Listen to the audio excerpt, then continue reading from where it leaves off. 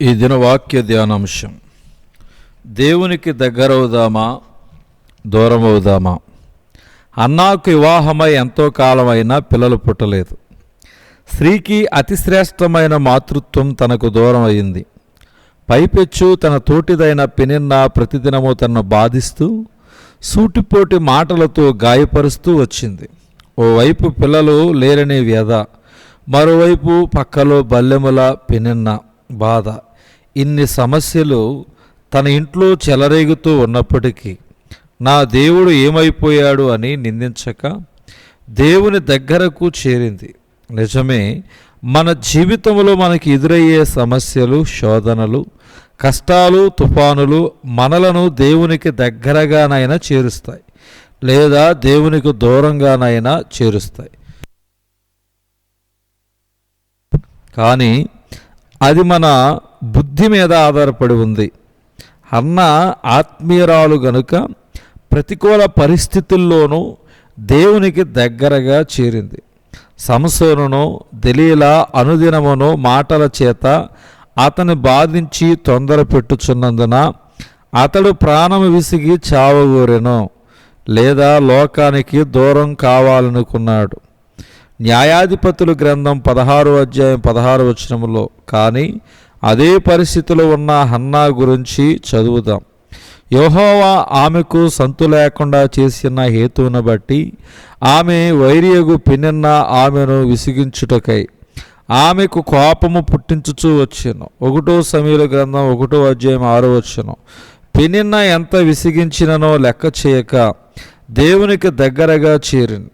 Peninnah పిల్లలు వారి చరిత్ర మనకు తెలియకపోయినా హన్నా అన్నింటినీ సహించి దేవునికి దగ్గరగా చేరి దేవుని యొద్ద నుండి వాగ్దాన పుత్రుని పొందుకొని అతని సమూయేలుగా తిరిగి దేవుని సమర్పించుకున్నది. మన జీవితంలో మనకి కష్టాలు వచ్చినప్పుడు దేవునికి దూరంగా ఉండి ఏమీ సాధించలేం గనుక దేవునికి దగ్గరగా చేరి ఆయన ద్వారా సమస్తము పొందుకుందాం. ఆయన రాజ్యమును నీతిని మొదట వెదుకుడి, అప్పుడు అవన్నీ మీకు అనుగ్రహించబడి. మత్తయి సువార్త 6వ అధ్యాయం 33వ వచనములో. ఇంగ్లీష్లో అలా అన్నాడు, troubles will make a man either better or better.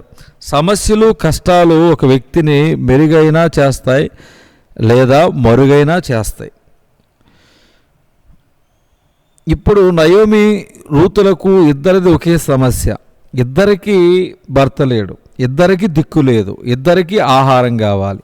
తన ఇంటిలో కరువు ఏర్పడినప్పుడు నయోమి తన భర్తతో కలిసి దేవునికి దూరం అయ్యింది. ఇప్పుడు అదే కరువు పరిస్థితిలో ఉన్న రూతుకు భర్త లేనప్పటికీ బెత్లెహేము చేరి దేవునికి దగ్గరైంది.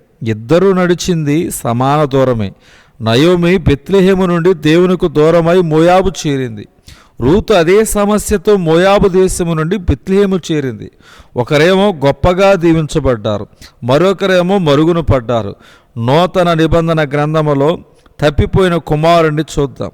అప్పటి వరకు బుద్ధి లేక కష్టాలు కొని తెచ్చుకుని దిక్కుమాలిన వాడిగా దిగజారిన తప్పిపోయిన కుమారుడికి బుద్ధి వచ్చిన తర్వాత తండ్రి దగ్గరకు చేరాడు. కానీ అప్పటి వరకు తండ్రి యొద్ద బుద్ధిగా ఉన్న పెద్ద కుమారుడు తమ్ముని రాకకు సంతోషించాల్సిందే పోయి బుద్ధిని కోల్పోయి తండ్రికి దూరం అయ్యాడు. దీవెనలు, సంతోషములు, సంపదలు మన దగ్గరకు చేరినప్పుడు మనం బుద్ధిహీనంగా ప్రవర్తిస్తే వాటి వల్ల కూడా దేవునికి దూరం అవుతామని పెద్ద కుమారుని ద్వారా నేర్చుకుంటున్నాం.